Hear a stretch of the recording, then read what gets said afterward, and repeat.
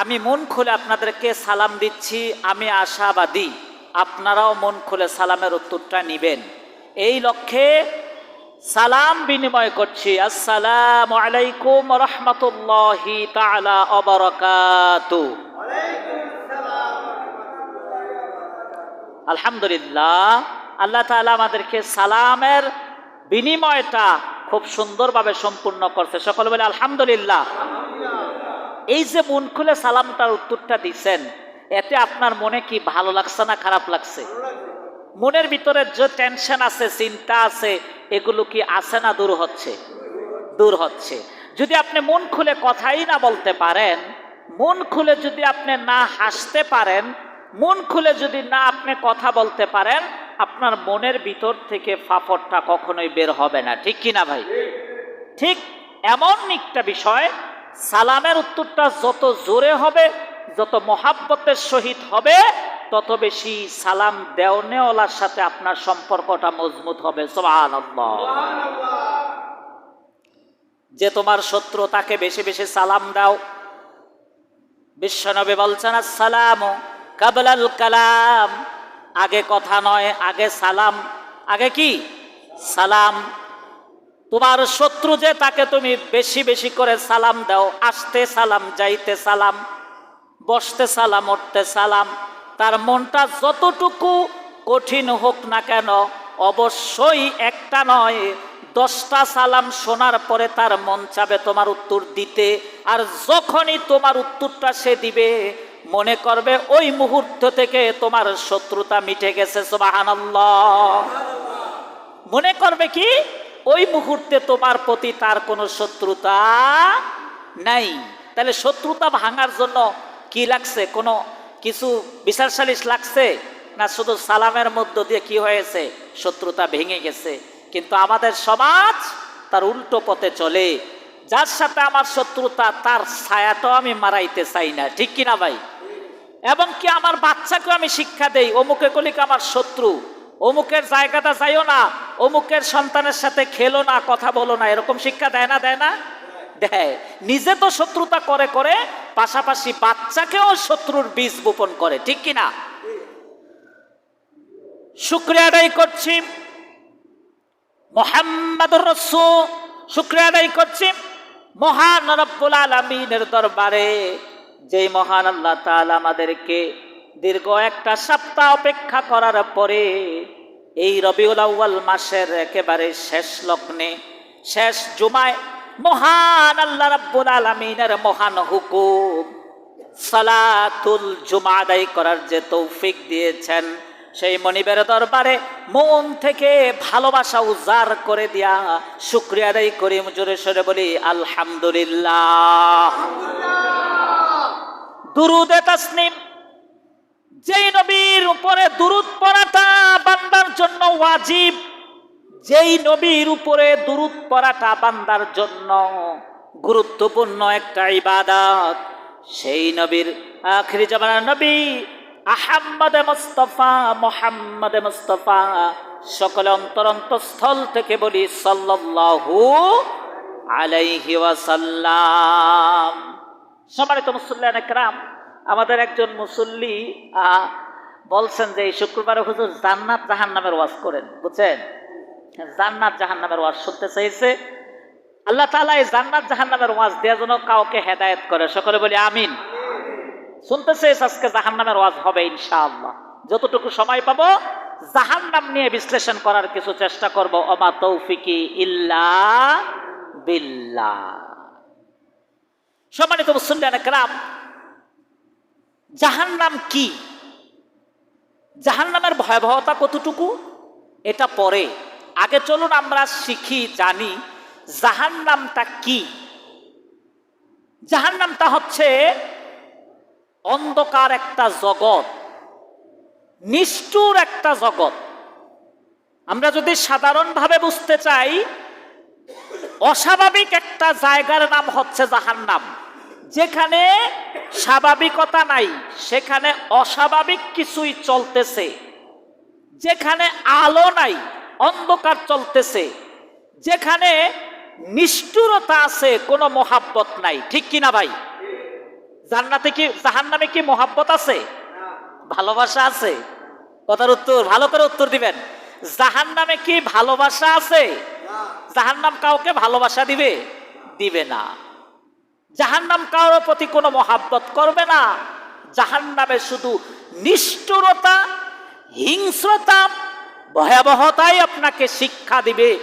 আপনার সেখান থেকে এমন কিছু অভিজ্ঞতা হবে যে অভিজ্ঞতাগুলো তার আগেও আপনার হয় নাই, তার পরেও কোনোদিন হবে না। ঠিক কিনা ভাই?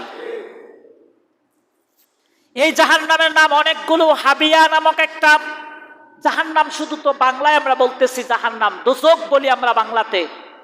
আরবিতে জাহান্নাম বলা হয়, আরো অনেক নাম আছে, হাবিয়া আছে। হাবিয়া মানে হচ্ছে কি? গভীর গর্ত, যেখানে সাপ বিচ্ছুতে ভরা, যে গর্তটার ভিতরে শুধু হিংস্রতায় ভরা, যেখানে তোমার মতো কাউকে যদি রাখা হয় মুহূর্তের মধ্যে ছিঁড়ে খেয়ে ফেলবে। নাউজুবিল্লাহ কর। জাহান্নাম এমন একটা ভয়াবহতা। জাহান্নাম হচ্ছে কি? নারুল্লাহ, আল্লাহর আগুন, আল্লাহর তৈরি করা একটা অগ্নি, এটার নামও একটা জাহান্নাম। এবং জাহান্নাম আরো অনেকগুলো নাম আল্লাহ তাআলা জাহান্নামের নামের সাথে মিল রেখেছেন। সব কথার এক কথা হলো, জাহান্নামটা এমন একটা জায়গা যেখান থেকে মানুষকে কোনো ভালোবাসা দেওয়া হবে না, শুধু মানুষকে ভয়াবহতা শিক্ষা দেওয়া হবে এবং হিংস্রতা শিক্ষা দেওয়া হবে, যেখানের ব্যবহারগুলো হবে দুনিয়ার জানোয়ারের চাইতেও ভয়ঙ্কর। ঠিক কিনা ভাই? আমার বন্ধুগণ, এই জাহান্নামের 7টা স্তর আছে। কয়টা স্তর? 7টা স্তর আছে। এই জাহান্নামের 7টা স্তরের সর্বনিম্ন যে স্তরটা আছে, আমরা নিচের থেকে আলোচনা করি। এই জাহান্নামের সর্বনিম্ন স্তরে কারা থাকবে? জাহান্নামের সর্বনিম্ন স্তরে তারা থাকবে যারা দুনিয়ার মধ্যে মুনাফিকি করে। কি করে? মুনাফিকি করে। যারা দুনিয়ার মধ্যে মুনাফিকি করে, ধর্মকে অস্বীকার করে, ধর্মের মধ্যে থেকে অধর্মী কাজ করে, যারা ধর্মের মধ্যে থেকে মানুষের মধ্যে পাপাচার ছড়ায়, নিজে পাপ করে অন্যকেও পাপের মধ্যে সামিল করার ব্যবস্থা করে। ঠিক কিনা ভাইয়েরা? আমার বন্ধুগণ, এই 7ম স্তর, সবার নিম্নে যে নিম্নমানের, সবার নিম্নে যে জাহান্নামটা রয়েছে, সর্বনিম্ন স্তর, এই নিম্ন স্তরে ওই সকল মানুষগুলো থাকবে যারা আমরা যাদেরকে বলি খ্রিস্টান, তারা ওইখানে বসবাস করবে। এবং যারা মূর্তি পূজা করে, যারা অগ্নি পূজা করে, এমন লোক আছে না নাই? আছে, আছে। যারা মূর্তি পূজা করে, মূর্তিকে সমর্থন করে, মূর্তি নিয়ে গবেষণা করে, মূর্তির উপরে যারা বিশ্বাস স্থাপন করে, তারা কি মুসলমান না মুনাফিক? জাহান্নামী তারা। কেননা তারা মূর্তি, আমাদের মুসলমানদের মধ্যে এমন কিছু লোক আছে যারা মূর্তিকে সমর্থন করছে। বিগত দিনে আমরা দেখতে পেয়েছি কিছু আলেম সমাজও মূর্তির পক্ষে কথা বলেছে কিছুদিন আগেও বাংলাদেশে। ঠিক কিনা ভাই?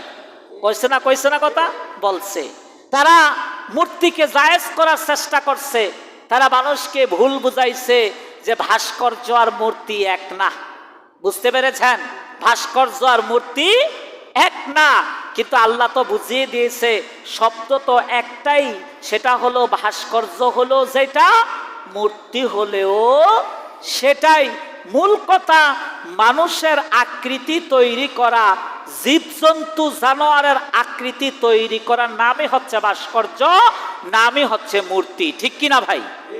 এই সকল মূর্তি পূজারী, যারা মূর্তি পূজাকে সমর্থন করেছেন, যাদের শ্রমে মূর্তি পূজার আয়োজন হয়েছে, যারা মূর্তি পূজারীর সাথে সম্পর্ক করেছে, ওদের স্থান হবে জাহান্নামের সর্বনিম্ন স্তরে।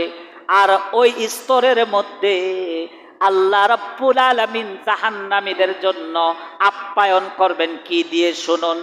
আল্লাহ তাআলা কোরআনুল কারীমের মধ্যে সুন্দর করে স্পষ্টভাবে বর্ণনা করে দিয়েছেন, ও দুনিয়ার মানুষেরা, তোমরা যারা জাহান্নামে আসবা তোমাদেরকে আমি বরণ করব।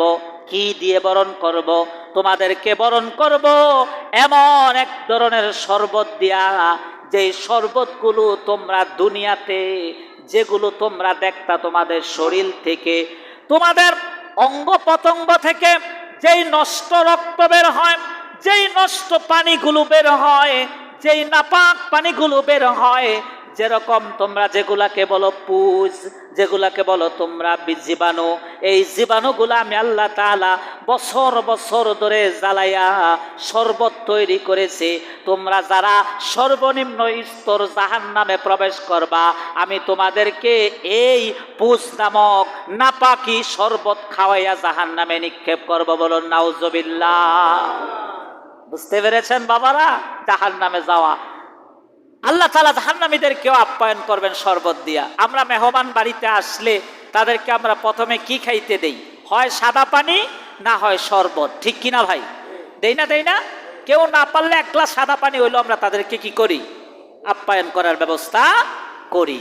ঠিক আল্লাহ তাআলাও জাহান্নামীদের জন্য আপ্যায়নের ব্যবস্থা রেখেছেন। কিন্তু তাদের এই শরবতগুলো যখন তাদের শরীরে প্রবেশ করবে, যেদিক দিয়ে যাবে, এই উত্তক্ত শরবতগুলো তাদের শরীরের ভিতরে, বর্ণনাকারী তাফসীর ইবনে কাসিরে তিনি বর্ণনা করেছেন, এই শরবতগুলো যখন মানুষ পান করবে, এই শরবতগুলো যখন মানুষ খাইব, যখন মানুষ পান করব, তাদের ঠোঁট থেকে খাদ্যনালী যেদিক দিয়ে শরবতগুলো প্রবেশ করবে, ওই উত্তাপ্ত গরমের কারণে তাদের জায়গাগুলো গলে গলে ভিতরের মধ্যে শরবতের সাথে মিশে যাবে। নাউজুবিল্লাহ কর। এমন গরম শরবত, যেদিক দিয়ে শরবতগুলো ঢুকবে ওই জায়গাগুলো গলে যাবে, গলে শরবতের সাথে মিশে একাকার হয়ে যাবে। আমার ভাইয়েরা, জাহান্নামীদের তো এটা কিছুই না, এটা তো মাত্র শুরু। এবং এরপরে জাহান্নামীদেরকে এমন ভাবে রাখা হবে, একজনের সাথে আরেকজনকে বেঁধে দেওয়া হবে, একজনের পায়ের সাথে আরেকজনের পা বেঁধে দেওয়া হবে, একজনের মাথার সাথে আরেকজনের মাথা বেঁধে দেওয়া হবে, দিয়ে তাদেরকে এইভাবে সিরিয়াল করে রাখা হবে। এই সিরিয়ালের মধ্যে আল্লাহ রাব্বুল আলামিন একদল ফেরেশতা নিয়োজিত করবেন। জাহান্নামে যে সকল ফেরেশতারা ডিউটি করবে, ওই সকল ফেরেশতাদের বিবেক থাকবে না, মনুষ্যত্ব থাকবে না, কান থাকবে না, চোখ থাকবে না। তারা শুধু আল্লাহর অর্ডার মানবে, আর কারো কোনো আওয়াজ, কারো কোনো দৃশ্য তারা দেখতে পাবে না। এর কারণ হচ্ছে একটাই, তারা কানে শুনবে না, তাদের অন্তর বলতে কিছু থাকবে না, তাদের চোখ থাকবে না। এর কারণ হচ্ছে তাদেরকে দিয়া যে পাশবিক নির্যাতন চালানো হবে, এই নির্যাতন যদি তারা নিজের চোখে দেখতো, তাহলে অবশ্যই এক বেলা না এক বেলা মানুষগুলোর উপরে তারা মানবতা দেখাইতো। ঠিক কিনা? কোনো ছাড় নাই, কোনো মানবতা চলবে না। আমার বন্ধুগণ, এই জাহান্নামটা শুরু হবে কবর থেকে। যখন মানুষকে কবরে রাখা হবে, বারজাখ মানে হচ্ছে কবর, এই মাটির গর্তে যখন মানুষকে রাখা হবে, এই মানুষটা দুনিয়ার জমিন থেকে কি কাজ করে এসেছে ওই মানুষ জানে, আর আল্লাহ জানে, আমরা কেউ জানি না। জানি কে কি করে যায়, কে কতটুকু নেকি নিয়ে যায়, কে কতগুলো গুনাহ নিয়ে যায়, আমরা কি তা বলতে পারবো? নিজেরটা ছাড়া কেউ কারোরটা বলতে পারবে?